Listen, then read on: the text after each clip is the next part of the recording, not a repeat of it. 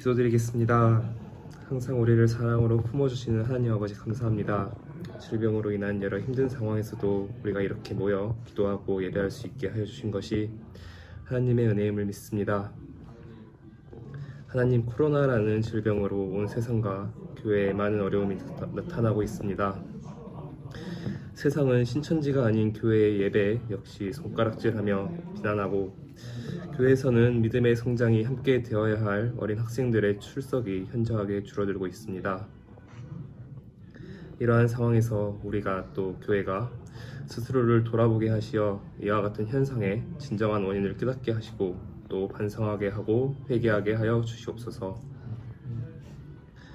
아버지, 질병으로 인한 육체적 고통, 경제적 고통, 지역 갈등 등 사회적으로도 많은 고통과 문제가 발생하고 있습니다. 그들을 그리고 우리를 기억하여 주시어 하루빨리 이 고통에서 벗어나게 하여 주시옵소서. 그러나 하나님, 혹시 이를 통하여 아버지께서 이루시고자 하는 역사가 있으시다면 오직 아버지의 뜻대로 하시옵소서. 다만 저희에게 아버지의 그 뜻을 알 수 있는 지혜와 용기를 허락하시어 저희가 하나님의 역사의 도구로 쓰임받을 수 있게 허락하여 주시옵소서. 우리의 유일하신 주님 예수 그리스도의 이름으로 기도드렸습니다. 아멘.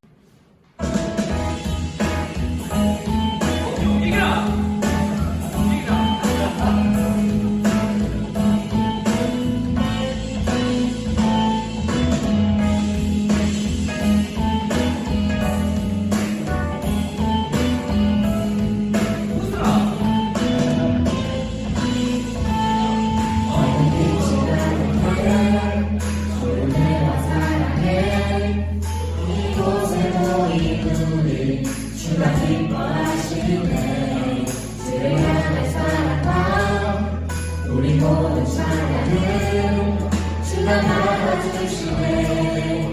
기뻐해 빛이 가득해 주님을 사랑해. 이곳에 모인 우리 주가 기뻐하시네. 주를 향한 사랑과 우리 모두 찬양을 주가 받아주시네. 기뻐해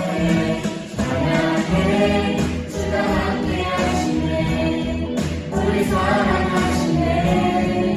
우리 맘에 들여 놀라우신 그 사랑 찬양해. 그가 베푸신 사랑 우리 삶에 가득해. 우리 기뻐 찬양해. 주가 함께 하시네. 우리 사랑하시네. 우리 맘에 들여 놀라우신 그 사랑 찬양해. 그가 베푸신 사랑 우리 삶에 가득해. 우리 기뻐 찬양해. 주가 함께 하시네. 우리 사랑하시네. 우리 맘에 들여 놀라우신 사랑 찬양해. 그가 베푸신 사랑 우리 삶에 가득해. 우리 기뻐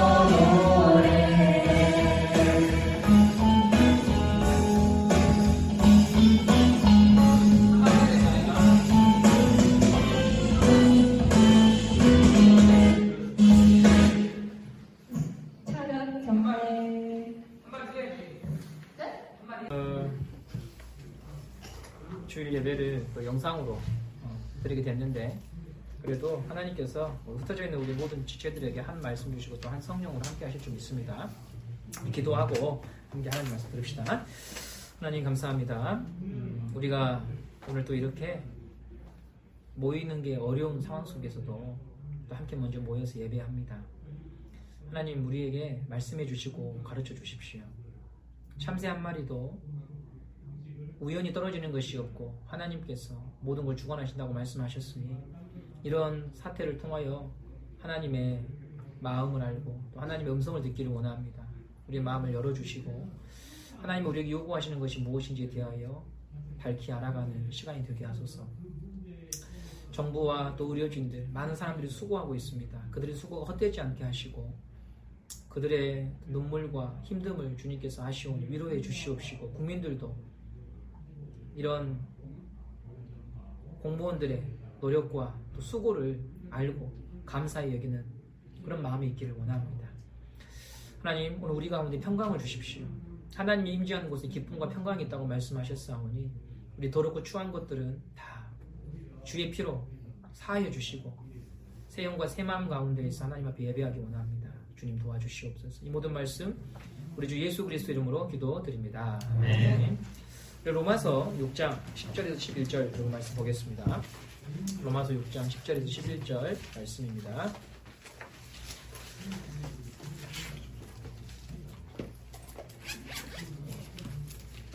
로마서 6장 10절에서 11절 오늘 설교의 주제는 하나님에 대하여 살아있는 자라는 주제를 가지고 하나님 말씀을 함께 보도록 하겠습니다. 함께 읽겠습니다. 시작.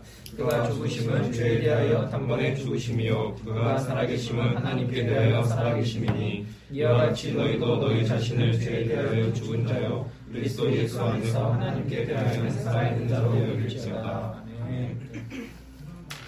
코로나 바이러스로 인해서 모든 삶이 멈춰 있습니다. 그래서 많은 친구들이 하루하루 보내는 걸 참 힘들어합니다. 여러분도 마찬가지일 것 같아요. 대체적으로 게임이나 핸드폰으로 하루를 달래고 있는 친구들이 많아요. 근데 여러분 저는 이제 이런 생각을 해봤어요. 나에게 주어진 평범한 일상이 귀하다라고 하는 거. 그거에 대해서 한번 생각을 좀 해봤으면 좋겠거든요. 어제 성주군청 공무원이 과로로 숨졌습니다. 이분의 연세가 47세입니다. 47세. 정세균 국무총리가 무거운 책임감을 느끼고 빈소에 방문했거든요. 홀로 남은 아내와 11살짜리, 8살짜리, 3살짜리 자녀가 있었습니다. 정세균 국무총리가 이런 말을 했어요. 그 아이들에게 아빠한테 너무 많은 일을 시켜서 미안하다. 이렇게 얘기를 했습니다. 8살짜리 아들이 저한테도 있잖아요. 이제 곧 초등학교 입학해야 돼. 저희 집도 태양이 가방 사고 또 저희 장모님께서 데리고 나가가지고 옷 사주시고 하셨어요. 그 집도 비슷할 거예요. 이제 곧 있으면 우리 아들 곧 초등학교 입학하겠네 하면서 많은 걸 꿈꿨을 텐데 아버지가 과로로 숨졌습니다. 아버지 손길이 참 많이 필요할 때인데 안타까워요. 그리고 앞으로 세 자녀를 홀로 책임져야 되는 그 여인 이 아내분의 인생도 참 생각하면 가슴이 아픕니다. 조문을 갈 수 없지만 여기서나마 감사의 마음을 전하고 싶어요. 아버지 못까지 아내분과 세 자녀가 행복하게 살아가기를 기도합니다. 코로나 바이러스 확진자가 발생한 지역의 공무원들이 연일 경무에 시달리고 있습니다. 우리에게 따분하고 의미 없이 다가오는 시간, 이 시간을 우리에게 허락해 주기 위하여 누군가 오늘도 헌신하고 수고하고 있다고 하는 거예요. 그리스도인은요, 이런 수고를 볼 수 있는 사람이 되어야 됩니다. 왜냐하면 그리스도인은 위를 보고 또 옆을 보는 사람이기 때문에 그래요. 나의 필요, 나의 편안, 나의 욕망을 주제로 삼고 사는 사람들이 아닙니다. 예수를 몰랐을 때는 내가 주인이죠. 그러나 예수를 믿으면 달라져요. 예수 안에 있으면 죄에 대해서 죽고 하나님에 대해서는 산 사람이 됩니다. 이게 여러분 오늘 설교의 주제예요. 죄에 대해서는 죽고 하나님에 대해서는 살았다. 이 의미가 뭘까에 대해서 여러분 우리가 한번 생각해 보려고 해요. 먼저 죄는 훔치고 해치고 피해를 주는 것을 죄라고 말하지 않아요. 성경이 말하는 죄라고 하는 개념은 더 크고 본질적인 의미가 있습니다. 하나님을 한편으로 치워놓고 내가 주인 되는 게 죄예요. 여러분들이 이걸 꼭 잊지 말고 마음에 새겨놔야 됩니다. 하나님을 한편으로 치워놓고 내가 모든 것을 결정하는 게 죄예요. 내가 좋으면, 내가 하고 싶으니까, 나에게 이로우니까, 내가 원하니까 이것이 우리의 모든 선택의 기준이 된 것, 그걸 보고 죄라고 말을 합니다. 죄라고 하는 개념을 우리 일반 사람들은 어떤 관점에서 접근하냐면 도덕적 관점에서 접근을 해요. 여러분 가운데 혹시 이런 질문하는 친구들이 있어요. 목사님, 교회는 다니는데요, 행실이 형편없는 사람하고 교회 안 다니는데 굉장히 모범이 되는 사람하고 죽으면 누가 천국 갑니까? 이런 말 하거든요. 그런 생각 안 해봤어요, 여러분? 도덕적 관점에서 죄를 접근하게 되면 성경이 말하는 죄하고 상충됩니다. 그게 아니에요. 자기 관리를 잘하고 남에게 피해를 주지 않고 모범적인 일들을 하고 있으면 그 사람은요, 전도하면은요, 자기는 죄인이 아니라고 말합니다. 자기는 특별히 죄 지은 게 없거든요, 사실. 도덕적 관점에서 접근하게 되면 교양 있고 수준 있고 남에게 피해 안 준 사람들은요, 굳이 종교 생활을 할 필요가 없어요. 죄는 어떤 측면에서 봐야 되냐면 관계적 측면에서 봐야 되는 거예요. 도덕적 측면이 아니에요. 먼저는 관계적 측면이에요. 하나님의 다스림을 받고 있는가? 하나님의 말씀에 순종하는가? 하나님을 기뻐하는가? 하나님과 관계가 평화로운가? 이게 본질이에요. 이게 본질이에요. 극단적인 예를 들면 망나니 자식이라도 아버지와 연결되어 있으면 그는 여전히 아버지 자식이에요. 그런데 밖에서 위대한 업적을 쌓고 칭송을 받아도 호적에서 파였으면 그는 아들이 아니에요. 먼저는 관계적 측면에서 이야기하는 거예요. 사람은 태어나면서부터 죄에 대해서는 살아있고 하나님에 대해서는 죽어있는 자입니다. 다시 설명할게요. 죄에 대해서는 살아있고 하나님에 대해서는 죽어있다. 이게 우리의 처지였어요. 아담의 타락 이후로 인간은 하나님에 대해서는 죽어버리고 죄에 대해서는 살아있어요. 하나님께 대하여 죽어있다고 하는 말은 하나님의 마음에 대해서 관심이 없고 하나님을 알지 못하고 하나님의 말씀에 반응하지 못해요. 하나님과 관계가 깨어졌어요. 그런데 죄에 대해서는 반응해요. 예를 들면 신천지 귀가 닳도록 우리가 듣고 있는 단원인데요. 이만희의 교리의 꾀임에 넘어가는 순간 이만희의 말에만 반응을 합니다. 최근에 신천지 신도의 가족의 인터뷰를 했어요. 이런 사태가 터지고 난 다음에 신천지인들은 어떤 생각을 가지고 있을까? 이것을 보고 인터뷰를 했거든요. 어머니가 신천지에 빠져있는 꽤나 높은 직급에 있는 그 딸을 인터뷰했어요. 어떻게 그 어머니가 지금 신천지인들과 교제를 하고 있냐면 이번 코로나 사태가 대구에서 31번 확진자로 인해 가지고 슈퍼 바이러스 전파가 돼가지고 엄청나게 퍼졌잖아요. 근데 신천지인들은 자기들만이 갖고 있는 앱을 통해서 그 다음에 화상통화를 통해서 어떻게 이 사건을 해석하고 있냐면 원래 31번 환자는 음성이었다. 근데 정부가 이것을 양성이라고 속여서 신천지를 박해하고 있다. 지금은 요한계시록에 나오는 박해의 시대다. 이제 곧 우리가 새 나라, 새 땅의 주인이 될 때가 머지 않았다. 단결해라. 이렇게 설명한다고 하는 거예요. 이 내용을 신천지 빠진 어머니를 둔 딸이 직접 제보한 내용이에요. 제보자의 그 어머니는 남편의 말에 딸의 말에 반응하지 않아요. 오직 뭐에만 반응하죠? 신천지가 내린 지령에 대해서만 반응하는 거예요. 언론, 뉴스, 인터넷 아무리 얘기해도 듣지 않는 거예요. 죽어있는 거예요. 세상에 대한 소식도 천지일보라고 여러분 들어봤어요? 천지일보 신천지 신문 천지일보. 그 다음에 신천지 그들만의 앱을 통해서 정보를 공유해. 다른 소리를 듣지 않아요. 이게 바로 죽어있다, 살아있다라고 하는 말이에요. 내가 원하고 내가 좋아하고 내가 욕망하는 것에 사로잡혀 있는 게 바로 죄에 대하여 살아있는 거예요. 하나님에 대해서는 죽어있는 거예요.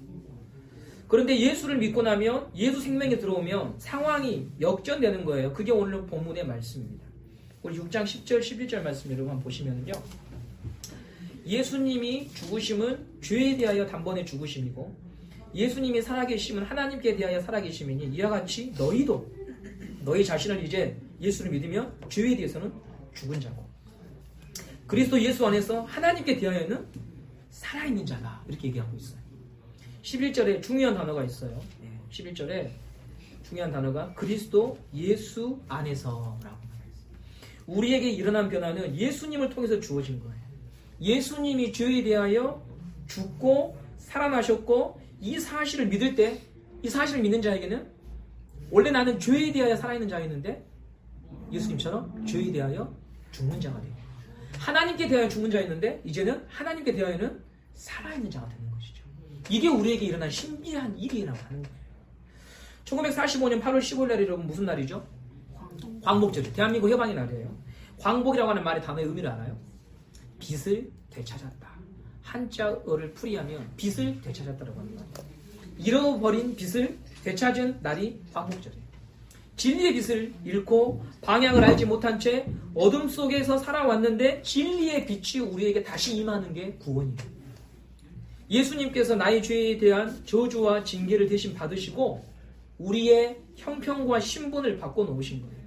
죄에 대하여 살아있었는데 죄에 대하여 죽게 만드시고 오히려 하나님께 대하여 죽어있던 우리를 하나님께 대하여 살아있는 자가 되게 하신 거예요. 대한민국 사람들은 1945년 8월 15일을 기점으로 더 이상 일본 헌법의 지배를 받지 않아요. 일본 정부의 지배를 받지 않아요. 그리고 다른 다스림을 받죠. 대한민국 헌법과 대한민국 정부의 다스림을 받아요. 이게 바로 신분의 변화예요. 이게 바로 죄에 대하여 죽고 하나님에 대해서 살아있다고 하는 말의 의미예요. 우리는 이제 하나님의 말씀에 대하여 반응하는 사람이 된 거예요. 예전에는 내 필요, 내 욕망에 대해서 반응했어요.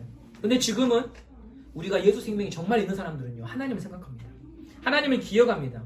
착각하지 말 것은 100% 죄 안 짓는다. 그런 거 아니에요. 그런 말이 아니에요. 하나님을 소외시키고 살아갈 때마다 우리는 신앙의 양심의 가치를 받는 거예요. 왜요? 하나님께 대하여 이제 살아있는 자가 되었기 때문에. 마음의 근심을 가져요.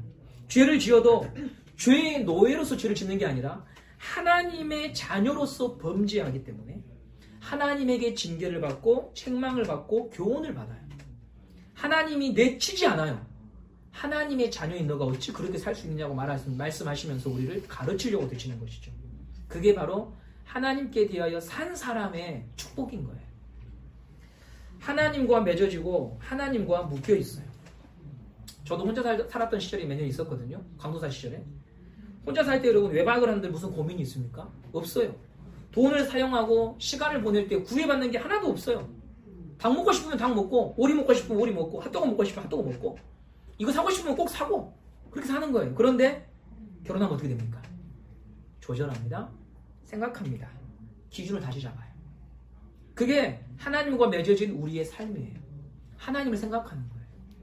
하나님을 기억하는 거예요. 최근에 한 친구가 큐티를 하면서 질문을 엄청나게 쏟아붓고 있어요. 여기 앉아있죠. 네. 이틀에 한 번꼴로 뭐 새벽 3시고 4시고 문자가 옵니다. 네. 목사님 사순절이 뭡니까? 거룩이 뭡니까? 요한복음을 묵상하면서 이해가 되지 않는 구절이나 단어를 물어보고 있어요. 왜 그러냐면, 왜 이런 일이 일어나냐면 하나님께 대하여 산 자가 되면 나타나는 반응이에요. 그분을 사랑하니까. 그분이 내 마음을 지배하고 있으니까. 몇 계절만 해도 이 친구는 현실의 짐과 학업과 재정, 또 성공해야 된다고 하는 부담감에 짓눌려 있었어요. 친구 초청잔치 이후로 제가 2번 정도 만남을 가졌는데 우성이와 함께 권면이 잘 들어가지 않았습니다. 왜냐? 하나님에 대해서는 닫혀있고 세상에 대해서 열려 있었기 때문에 그렇죠. 그런데 하나님이 친구의 마음을 만질 때 달라져요. 하나님에 대하여 산 자라는 감격이 조금씩 그 마음을 지배하는 거예요. 오늘 이 예배에 동참하고 있는 우리 지체들 한번 물어보길 바랍니다. 여러분 자신에게 나는 누구인가? 그리스도 예수 안에서 하나님께 대하여 살아있는 자인가? 이것을 우리가 한번 깊이 고민해 보았으면 합니다. 너는 누구냐라고 사단이 물어볼 때 나는 예수 안에서 하나님께 대하여 산 자입니다 라고 단호하게 선언하셔야 돼요. 실수하고 넘어져도 이 사실은 바뀌지 않아요. 이 사실이 바뀌려면 한 가지 조건이 필요합니다. 어떤 조건이 필요하냐면 11절 말씀에 우리가 이런 복을 받은 이유는 예수 안에서 주어진 복이거든요. 예수님이 실패하면 우리의 복은 다 날아갑니다. 예수님이 실패하면, 그런데 예수님은 실패하지 않으시잖아요. 그렇기 때문에 우리가 실수해도 우리에게 주어진 이 복은 날아가지 않는 거예요. 여전히 유효한 거예요. 하나님께 대하여 산 자라고 하는 이 신분, 이것은 우리의 것이라고 하는 것이죠. 신앙의 도가 초보일 때 많은 친구들이 어디에서 넘어지는가 하면 죄에서 벗어나고 싶은 친구들이 많을 거예요. 죄에 대해서 싸우고 있는 친구도 지금 있을 거예요. 근데 어디에서 넘어지는가 하면 자기 삶을 고치고 싶고 죄를 끊고 싶은데 왜 안 되느냐? 죄와 싸워 이길 수 있는 기쁨과 힘과 감격이 계속해서 충전이 되어야지만 이길 수 있어요. 무슨 말이냐면 죄를 끊는 거에 집중하면 이 싸움을 이겨낼 수가 없어요. 하나님에 대하여 내가 살아있다고 하는 것을 점점 깊이 맛볼 때 죄와 싸워 이기는 것들은 결과적으로 나타나는 거예요. 근데 많은 친구들이 하나님에 대하여서 내가 살아있다고 하는 감격은 잊어버린 채 죄를 짓지 말자, 다시는 하지 말자 이러면서 그 부분만 집중하니까 건조하고 말라버리고 지쳐버리는 거예요. 나는 안 돼 하고 쓰러져 버리는 거예요.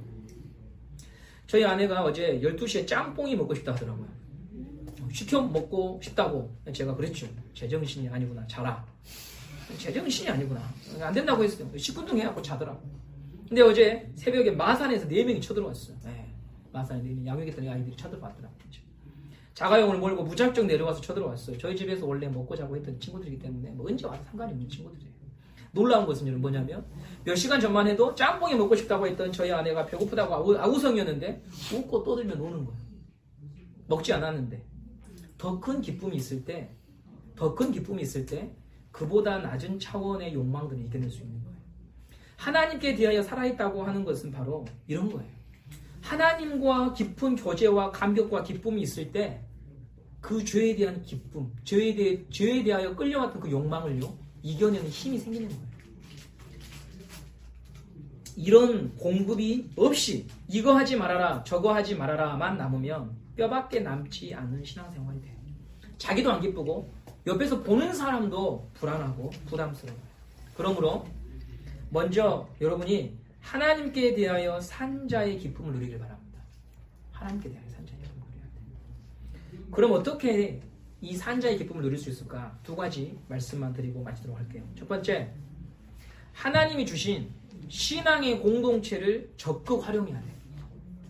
하나님께서 교회를 주신 이유는 홀로 설 수 없다고 하는 것을 아셨어요. 우리가 자기 모습을 다 못 보고 혼자서 모든 것을 감당할 수 없다는 것을 아시고 동역자를 붙여주신 거예요. 공동체를 선물로 주신 거예요. 여러분이 아무리 명설교자의 설교를 들어도 집에서 혼자 듣는 것과 하나님이 말씀하신 장소에 모여서 함께 드리는 것은요 다릅니다. 절대 달라요. 지금은 처음 인터넷 예배를 드리니까 혹시나 집에서 편안하게 예배 드리면 이것도 참 좋네, 괜찮은 것 같네 라고 하는 마음이 들겠지만 한 달만 딱 지나면 여러분 예배 생활과 태도가요 완전히 망가집니다. 완전히 망가져요. 예배 속에 우리가 하나님이 지정하신 장소와 날을 정해서 모여서 예배 드리는 그 임재와 감격은요 인터넷으로 드리는 예배하고는 다릅니다. 연인하고 문자하고 통화해도 정말 사랑하면 뭐 하고 싶습니까? 만나고 싶어요. 얼굴 보고 만나고 싶습니다. 예배도 마찬가지예요.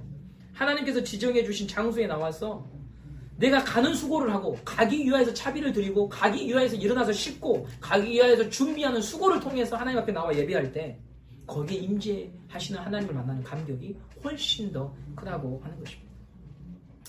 요양원에 계신 성도님들이 왜 저보고 목사님 교회 가고 싶어요, 올해는 꼭 교회 가고 싶어요 이런 말씀 하겠어요? 그분들도 핸드폰 가지고 예배 드릴 수 있어요. 요양원에서. 근데 왜 교회 가고 싶다고 말하겠어요? 거기 비로소 가야 하나님의 집인 것 같고 성도들과 함께 예배드리는 기쁨과 영광이 있기 때문에 그런 것이에요. 주차장에서 우리 고기 구울 때 숯이 하나 있는 것하고 2개, 3개 있는 것은 화력의 차이가 다릅니다. 하나를 숯불에서 꺼내 밖에 놔두면 금방 식어버려요. 개인의 신앙이 다 이런 거예요. 금방 식습니다. 그러나 함께 있으면 불이 다시 붙어요. 화력이 세집니다. 잘 꺼지지 않아요. 함께 모여있을 때 하나님의 은혜가 더 풍성하게 있는 거예요. 그러므로 저는 여러분들이 모이기에 더욱 힘쓰는 사람이 되길 바랍니다. 누굴 위하여? 내 자신을 위하여. 내 신앙의 연약함을 극복하기 위하여. 나에게 함께 고민하고 기도해 줄 수 있는 사람, 공동체가 있다고 하는 것에 대해서 감사하십시오. 여러분 옆에 있는 세론들 이렇게 생각해 보세요. 이 세론은 하나님이 나를 위해 보내주신 천사구나. 날개 없는 천사구나. 사람이 혼자 클 수 없어요. 공동체를 사랑하고 공동체를 아끼는 지체들이 되기를 바랍니다. 2번째로 하나님께 대해서 살아있는 자가 되기 위해서 끊임없이 이번 우리 2020년 주제의 목표인 것처럼 질문하고 생각하고 기도하고 찾아가야 돼요. 어제 우성이와 이런 대화를 나눴어요. 기독교인들이 축구 시합을 하다가 골 세리머니를 하는 게 과연 타당한가? 무슨 질문인지 여러분 아시겠습니까? 이영표 선수, 지성용 선수, 박주영 선수 등 골을 넣고 잔디밭에서 무릎을 꿇고 막 주여 막 감사합니다 이런 골 세리머니, 이것이 과연 타당한 행동인가? 이런 거에 대한 질문들을 함께 고민했어요. 남자라면 여러분 누구나도 한 번쯤 해보고 싶은 거 아닙니까? 골 하나 딱 넣고 막 이렇게 그죠? 비록 신앙을 안 좋더라도 이렇게 해보고 싶은 거. 저런 행동이 옳은가에 대한 논란이 있어요. 여러분 한번 생각해 보세요. 골을 넣었어요 누군가. 여러분이 보고 있는 경기 중에서 그 모든 카메라 앵글이 쫙 줌 해가지고 그 사람을 딱 지목하죠. 근데 이 선수가 나무와 밑탑을 하면서 합장을 3번 해요. 이렇게 하면 여러분 어떻겠어요 느낌이 어떻겠어요? 우리는 늘 기독교인들이 골을 넣고 세리머니 하는 걸 봐서 너무 좋다고 생각했지만 타 종교인들이 그것을 보았을 때는 이 종교 폭력이 아니겠는가라고 하는 논란이 있더라고요.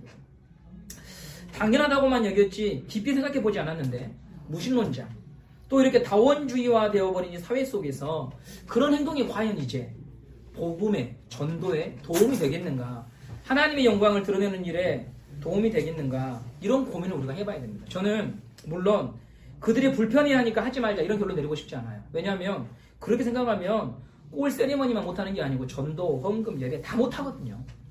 다만 저는 이런 고민 속에서 한 가지 좋은 모범을 발견했어요.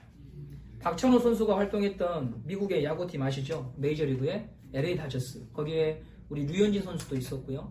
그리고 이 박찬호와 류현진 선수보다 훨씬 더 그 굉장한 선수가 컷쇼라고 하는 선수가 있었습니다. 컷쇼. 근데 20대 중반에 최고의 투수들에게 주는 사이영 상이라고 하는 사이영 상을 받았어요. 사이영이라고 하는 최고의 투수가 있었거든요. 이 사람의 공은 어떻게 표현하냐면 참 멋있게 표현했는데 이 사람이 던진 공은 단지 공이 아니라 기하학적인 수학 문제였다. 이렇게 얘기를 할 정도로 정교하고 아주 굉장한 공이었습니다. 이 사람을 기념하기 위해서 만든 상을 이 컷쇼라고 하는 사람이 2번이나 받았어요. 굉장한 실력가입니다. 근데 이 사람의 인기가 야구장 안에서만 빛나지 않고 일상생활에서도 빛이 나는 삶이에요. 고향이 텍사스인데 경기가 없는 시즌에는요 아프리카 아이들을 돕기 위한 야구 교실을 열어요. 신혼여행을 아프리카로 갔고요. 곧바로 돌아와서 컷쇼의 도전이라고 하는 후원 프로그램을 만들어서 탈삼진, 공 3번 던져서 그 타자를 보내버리는, 스트라이크 3번으로 보내버리는 것을 한 번 할 때마다 후원금 $600씩 아프리카를 위하여 이렇게 하는 거예요. 그 사람이. 예, 그렇게 해서 자기의 성공이 누군가에게 도움이 되는 그걸로 연결시키는 삶을 살았어요. 이 일에 기업들도 동참하고 해서 후원 규모가 상당합니다. 컷쇼 이야기를 하는 이유는 컷쇼가 독실한 기독교이면서 종교색을 드러내지 않았어요. 한 방송 프로그램에서 이런 말을 합니다. 많은 사람들이 나를 지켜봅니다. 그들에게 내 신앙을 대놓고 전할 수는 없습니다. 그저 저는 기독교인은 어떻게 사는 사람들인지 보여주고 싶습니다. 이렇게 말을 했어요. 이제 우리의 기독교의 모습이 단지 뭔가를 점령해서 꼴 세리머니를 하면서 이런 게 아니라 그 자리에 내려와서 오히려 내가 누구인가를 드러내는 삶으로 가야 된다고 하는 것이죠. 사람들이 지금 교회라고 하면 고개를 설레설레 저어요. 일을 가는 사람도 있어요. 종교 사업한다고 대놓고 비난해요. 우리는 전도 이전에 그들에게 좋은 이웃이 되어줘야 돼요. 좋은 손님, 좋은 학생, 좋은 직장 동료가 되어줘야 돼요. 그래야 복음의 길이 열리는 거예요. 그거 없이 예수 믿으세요라고 말하면 여러분 폭력이 되는 거죠. 종교개혁자 마틴 루터에 관한 이런 이야기가 있어요. 어떤 구두 제작자가 구두에 십자가를 새겼어요. 자기가 구두를 손수 제작해서 만들고 파는 사람인데 자기가 만든 구두에 십자가를 새긴 거예요. 이걸 통해서 자기 신앙 고백을 하고 싶었던 거예요. 하나님께 영광을 돌려드리고 싶은 거예요. 그러자 마틴 루터가 이렇게 말을 했어요. 여보게 그렇게 하지 말게. 십자가 새기지 말고 좋은 구두를 만들어. 좋은 구두를 만들어서 팔면 그게 하나님께 영광이에요. 십자가 새기지 않아도 돼. 이렇게 얘기를 했어요. 일전에 우리는 먹든지 마시든지 무엇을 하든지 다 하나님의 영광을 위하여 하라고 하는 구절을 배웠습니다. 하나님의 영광은 멀리 있는 게 아니었어요. 저 고지를 점령해서 되는 게 아니었어요. 바로 오늘 평범한 삶을 살아가는 우리가 어떤 마음과 자세로 살아가느냐, 하나님을 기억하며 살아가느냐, 하나님 앞에서 살아가느냐, 그것을 놓치지 않고 행할 때 그것이 하나님의 영광을 위한 삶이라고 하는 것입니다. 작은 것이라도 성실하게 진실하게 행하는 그런 인생, 그것이 바로 하나님의 사람이 걸어가야 되는 길이라고 하는 것입니다. 오늘 우리가 하나님에 대하여 산 자, 그 자는 어떻게 살아야 되는가에 대해서 고민했습니다. 남아있는 한 주간 동안 여러분, 죄에 대하여 죽어있고 하나님에 대하여 살아있다고 하는 것이 얼마나 크고 귀하고 가치 있는가를 여러분들 꼭 누리고 살아가는 백성이 되었으며 합니다. 기도하겠습니다. 하나님 아버지, 감사합니다. 주에 대하여 죽고 하나님에 대하여 산 자로 우리를 삼아주셨습니다.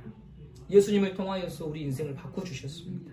하나님, 이것이 얼마나 놀라운 일이고 귀한 일인지 우리 지체들이 살아가면서 점점 더 이것에 대하여 깊이 알아가는 은혜가 있기를 간절히 소망합니다. 하나님, 죄를 끊으려고만 하지 말고 하나님이 얼마나 좋으신 분이고 선하신 분인가에 대하여 우리 지체들이 알아가게 해주십시오. 깨닫게 해주십시오. 만나게 해주십시오, 주님. 그러할 때 하나님, 하나님의 사람으로 살아가는 것이 얼마나 복되고 기쁜 일인지 맛보게 되어질 것입니다. 생각하게 하시고 질문하게 하시고 내가 하나님 앞에 살아가고 있다고 하는 것을 잊지 않게 하여 주십시오. 코로나로 인한 두려움 속에 빠져 살아가지 않게 하시고 사나 죽으나 우리의 인생이 하나님의 손에 있다고 하는 것을 잊지 않게 해주십시오. 하나님을 바라보게 해주십시오.